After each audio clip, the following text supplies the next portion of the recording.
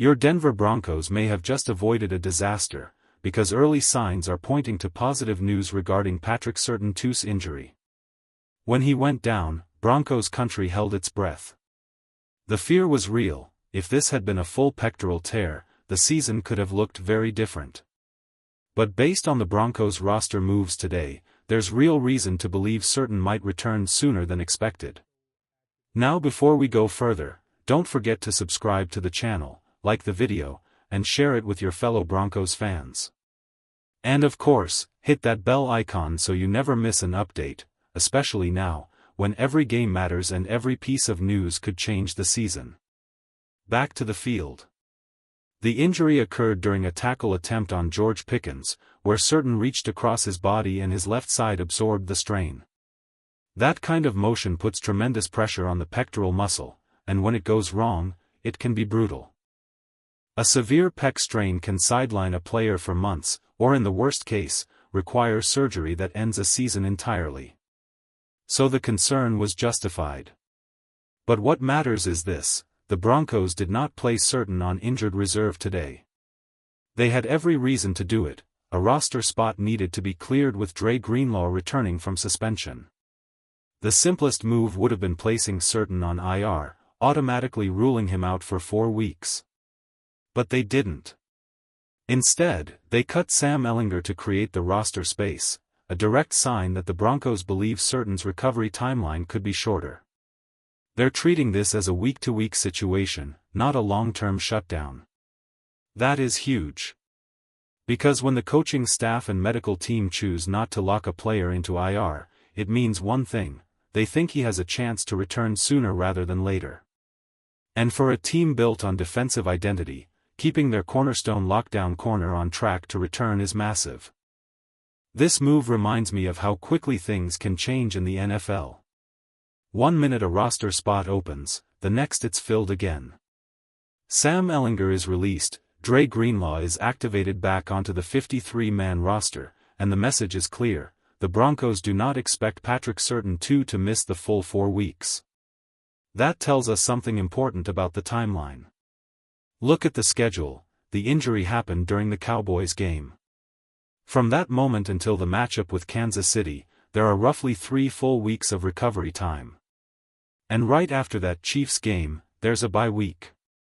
If this truly is a mild strain, the kind players can manage carefully, that extra rest could allow Surtain to return right when the Broncos need him most. The Texans are up soon, and while their passing attack is dangerous when Nico Collins is healthy, his status is still uncertain. The Raiders follow after that, but no receiver there presents the kind of threat that requires your all-pro corner. The real target is Kansas City. That's the matchup where you want Surtain anchoring your defense, even if he's playing with a protective brace and using mostly one arm. Because if the Broncos had placed him on injured reserve, the bye week wouldn't count toward the 4-game absence. He would miss the Chiefs game, the Commanders game, and wouldn't return until the Raiders matchup. But they chose not to make that move, meaning they believe there's a real shot he returns earlier, possibly even for the Chiefs game, and almost certainly for Washington afterward. And while Surtain is recovering, the Broncos have reason to feel confident. We saw it last year when he left early against the Chargers. Chris Abrams-Draine stepped in and performed with poise and confidence. He followed that up on a short week against the Saints and held his ground again. Sean Payton himself praised how disciplined he was in limiting explosive plays, even if receptions underneath were allowed. That's exactly what this defense needs right now: no breakdowns. No deep shots. No cheap touchdowns. Vance Joseph's system demands discipline in the secondary, and Abrams-Draine is proving he can provide it. The message is clear: Surtain will return. The defense will hold the line.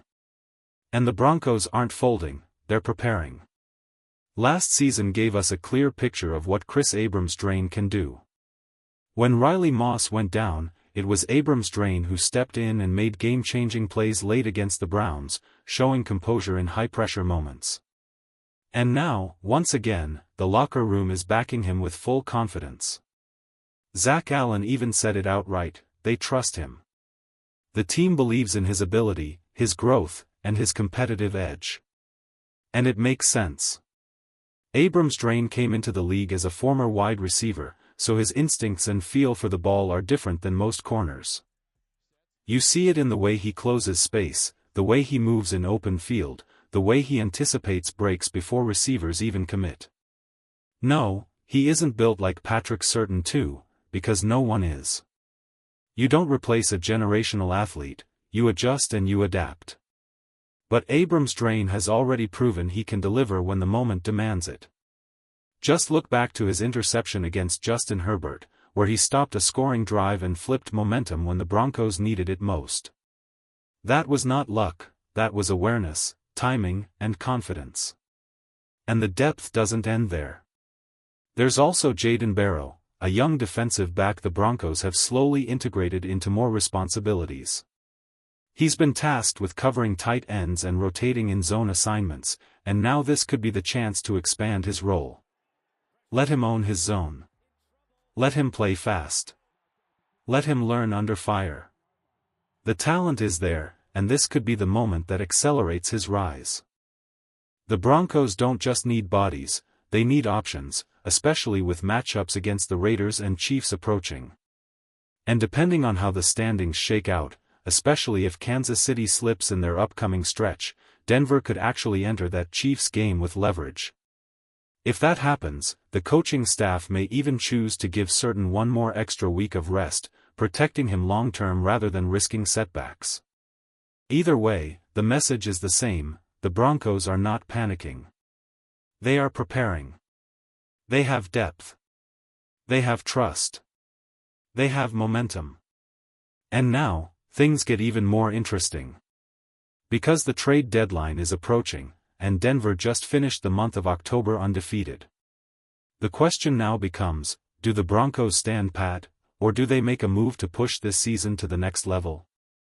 The Denver Broncos are firing on all cylinders right now. 6-2, sitting atop the AFC, and riding momentum that hasn't been seen in years. If there's ever a time to take bold steps, it's now, to push this team from great to elite. And that means the Broncos need to sharpen their roster, especially at key positions like tight end and wide receiver. We saw the impact Nate Atkins had when he returned as a blocking tight end. The difference in the offense was clear. But injuries and limited depth have left the Broncos searching for reinforcements. The national media is buzzing, and insiders like Adam Schefter confirm the Broncos are actively making calls. They're exploring trades not just for wide receivers, but tight ends as well. Teams like the Steelers and Bills are involved in the conversation, but Denver is fully in the mix. One name generating chatter is a speedster from New Orleans, a player with game-breaking ability, 4.34 speed, and proven special teams impact. But even with that potential, the bigger prize might be someone like Chris Olave, a true difference-maker capable of transforming the passing game.